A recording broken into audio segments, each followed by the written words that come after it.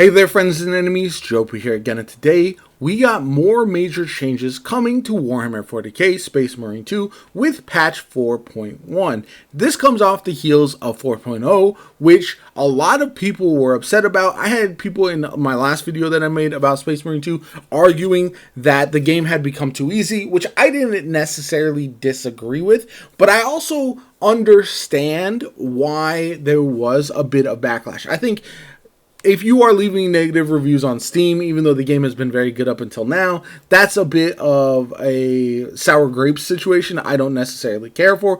But let's see what they have in store for us today, jumping into it. And they say that before we get into the details of the new patch, they thank everyone for making opinions heard, notice criticism, and all that kind of good stuff.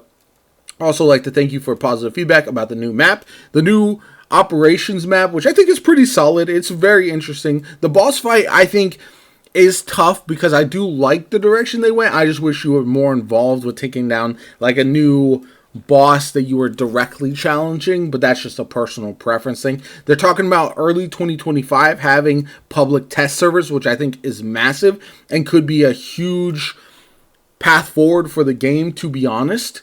Then we've got gameplay balancing and tweaks. So they said that previously in September, Ruthless difficulty clear rate was about 60%. After patch 3, it went up to 80%, which is probably too high for Ruthless, understandably.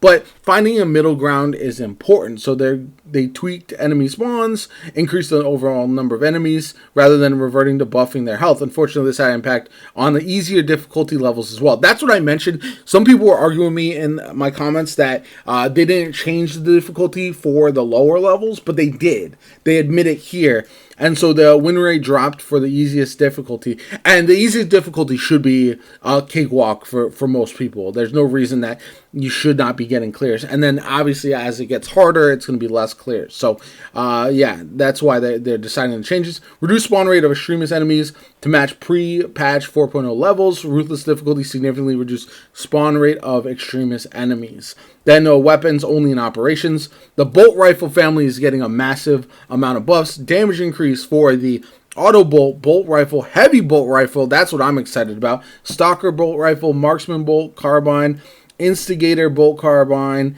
the bolt sniper rifle bolt carbine, the Oculus bolt carbine, and the heavy bolter. So all of that I think is very good in my opinion, and these weapons had fallen behind some of the other options.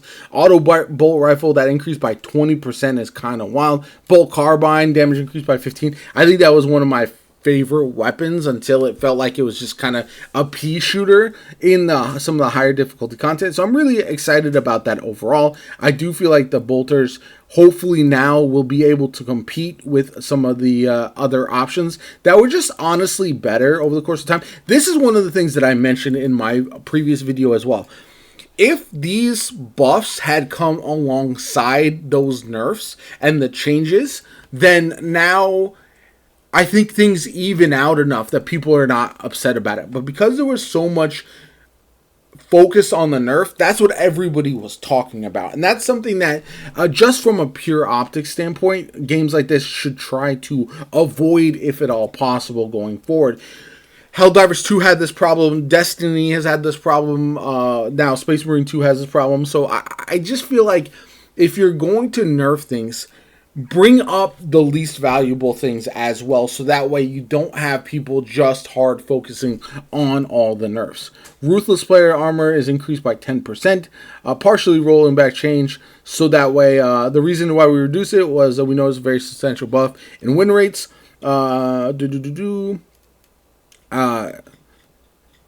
As Minoris enemies would no longer remove the entire bar with their attacks, ranged AI damage was nerfed across the board, and the ability to regenerate armor by parrying normal Minoris attacks was added. So, kind of big changes, which I think reverting some of those is not the worst idea. Additional note, despite the last patch notes listing a decrease in armor and substantial difficulty, this change was mistakenly left out of our last update, hence why you won't see it being reverted in this week's patch. So I saw that in the patch notes and I had mentioned it, but people argued that I was wrong. It was in the patch notes. Whether it was actually in the game, I was just commenting on what was in the patch notes, to be honest.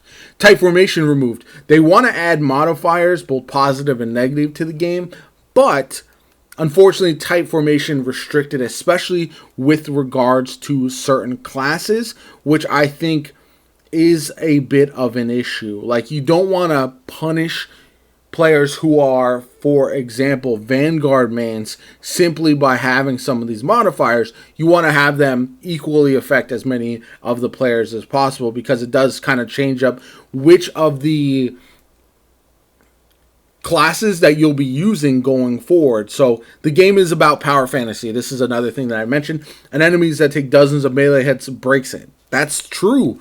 I want melee to feel strong. That's the problem, is when it feels super weak, especially when you are using the type formation problems, then it doesn't work as well as I think people would want it to. Now, World War Z players are familiar with how they introduce gameplay modifiers, so but classes like Assault and Vanguard felt especially penalized. That's what I said previously, is that type formation, while it is a good idea in theory, in practice, it just punishes players who want to be aggressive, and I think that takes a bit of the fun out of the game. Bots deal 30% more damage to bosses, the AI, which I think is a good thing. Zoanthropes shield swap cooldown with another paired. Zoanthrope is increased by 10%. Again, they can be a little bit annoying. I don't know if that was necessarily needed, but understandable. Fix some bugs and crashes and stuff as well, which is always a good thing. So overall, my thoughts, I think this is a good patch. One, it's very quick, so a lot of people will be excited about that, because the turnaround was so immediate that they understood that the community was upset. Whether there's people fighting in the comments, whether some people are glad to have more difficulty content, lethal difficulty will provide that difficult challenge that you're looking for, if that's what you want to play. Is it going to be for everyone? No, that's fine. I think that's fully understandable. Not everyone's going to get that helmet cosmetic. However, punishing people who are playing lower to mid-tier content is a problem. Also, having it so certain weapons and classes aren't as successful, regardless of how good of a player you are or how you built out your class, is a problem as well. So I think all in all, this kind of reverts things back to where I think it's a positive direction. And with those modifiers they add later on, hopefully they add additional rewards or something, and we continue to get new content. I am excited about the future of this game. I always have been. I will be for quite some time, just because I feel like the developers are listening. They've done some really good things so far. There's going to be hiccups here and there, but that's ultimately fine. I think that's what happens in games of this nature.